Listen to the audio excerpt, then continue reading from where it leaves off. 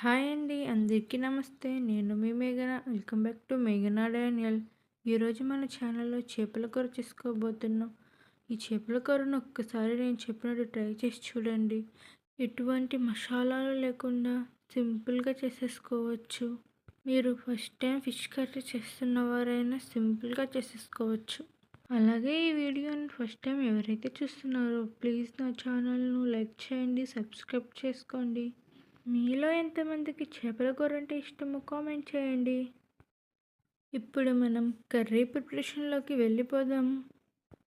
నేను ఈరోజు చేపల కూరకు మొయ్యి చేపలను తీసుకున్నానండి. వీటిని మా ఊరిలో మొయ్యి చేపలు అంటారు. మీ ఊరిలో ఏమంటారో కామెంట్ చేయండి. ఒక అరకిలో మొయ్యి చేపలను తీసుకొని మంచిగా కోసుకొని శుభ్రంగా కడిగి తీసుకున్నాను. మీరు చేపలను క్లీన్ చేసుకునేటప్పుడు కొంచెం ఉప్పును, ఒక నిమ్మకాయను వేసుకొని క్లీన్ చేసుకున్నారనుకోండి, నీచు వాసన పోతుంది. ఇప్పుడు నేను ఒక గిన్నెలో వాటర్ను తీసుకొని అందులో ఒక పెద్ద నిమ్మకాయ సైజంతా చింతపండును తీసి నానబెట్టుకుంటున్నాను. ఇలా ముందుగానే నానబెట్టుకోవడం వల్ల చింతపండు గుజ్జు త్వరగా వస్తుంది. ఇప్పుడు నానబెట్టుకున్న చింతపండును పక్కన పెట్టేసుకొని ఒక కడాయిని తీసుకోవాలి. మీరు కర్రీని దేంట్లో వండాలనుకుంటున్నారో అది తీసుకుంటే సరిపోతుంది. ఇప్పుడు మనం శుభ్రంగా కడిగి పెట్టుకున్న చేపలను తీసి వేసుకుందాము. ఇందులోనే ఒక పెద్ద ఉల్లిపాయలను ముక్కలుగా వేసుకుంటున్నాను. అలాగే 4 పచ్చిమిరపకాయలను, ఒక 2 రెమ్మల కరివేపాకును, అలాగే ఇందులో ఒక 3 స్పూన్లు కారంను వేసుకుంటున్నాను.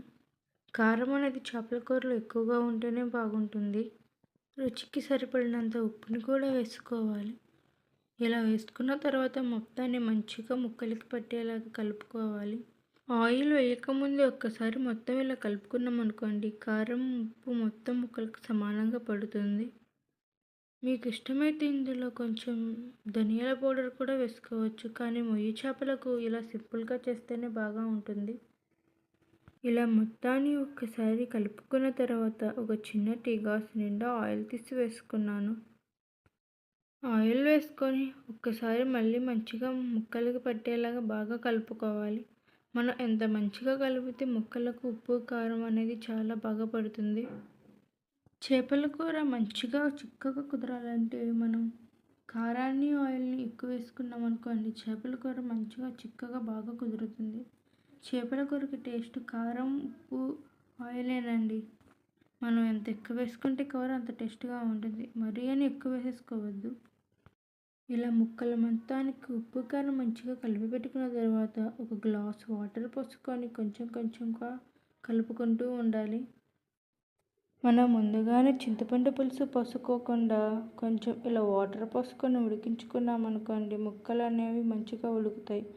ఇలా కాకుండా ముందుగానే చింతపండు పులుసు పోసుకున్నామనుకోండి, ముక్కలు అనేవి సరిగ్గా ఉడకవు.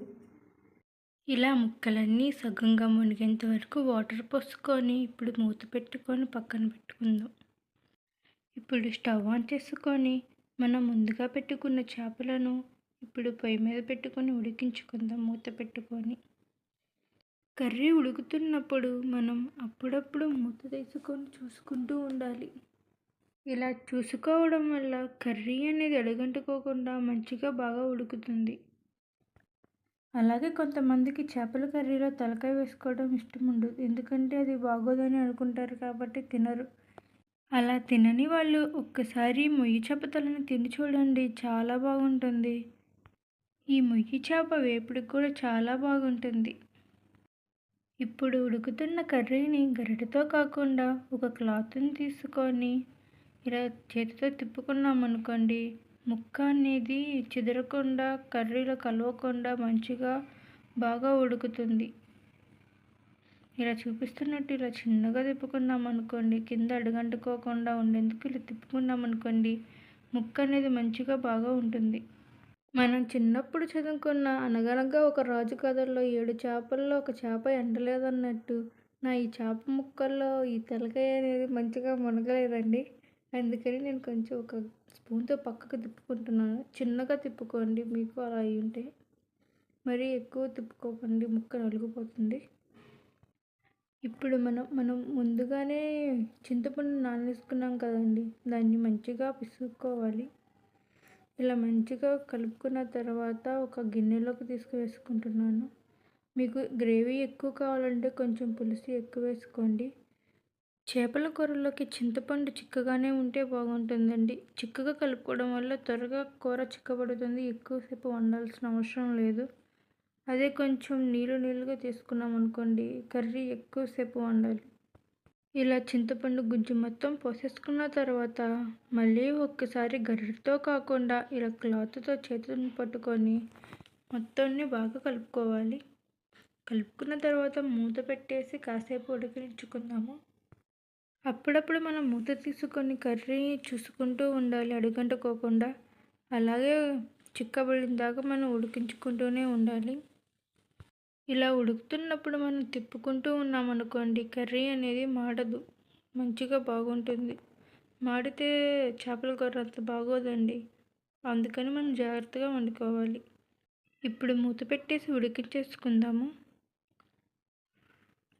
చూడండి, నాకు ఇప్పుడు కర్రీ అనేది మొత్తం ఉడికిపోయింది. ఇలా చిక్కగా ఉంటే సరిపోతుంది. ఇప్పుడు ఆఖరిగా కొంచెం కొత్తిమీరను జల్లుకొని స్టవ్ ఆఫ్ చేసేసుకొని మూత పెట్టేసుకోవటమేనండి. అంతే అండి, చాలా సింపుల్గా అయిపోతుంది ఈ రెసిపీ. చూడండి, ముక్కలన్నీ మంచిగా ఉడికాయి. నేను చెప్పిన టిప్స్తో చేసి చూడండి. ఇలానే మీరు వండినప్పుడు ముక్కలు అనేవి నలుక్కోకుండా మంచిగా బాగా కుదురుతుంది. మీకు చూపించేందుకు ఇప్పుడు ఒక ముక్క తీసి చూపిస్తున్నాను. చూడండి, ముక్క అనేది ఎంత మంచిగా ఉడికిందో అనేందుకు. చూసారు కదా, చాలా గట్టిగా మంచిగా బాగా ఉడికింది, ఏమాత్రం నలుక్కోకుండా. అంతే అండి, సింపుల్ చేపల కూర అనేది తయారైపోయింది. చాలా సింపుల్గా త్వరగా చేసేసుకోవచ్చండి ఈ కర్రీని. అలాగే ఈ వీడియో కానీ మీకు కానీ నచ్చినట్లయితే ప్లీజ్ నా ఛానల్ లైక్ చేయండి, సబ్స్క్రైబ్ చేయండి. అలాగే పక్కన ఉన్న బెల్ ఐకాన్ మీద క్లిక్ చేయండి. మీకు వీలైతే కామెంట్ చేయండి. Thank you for watching.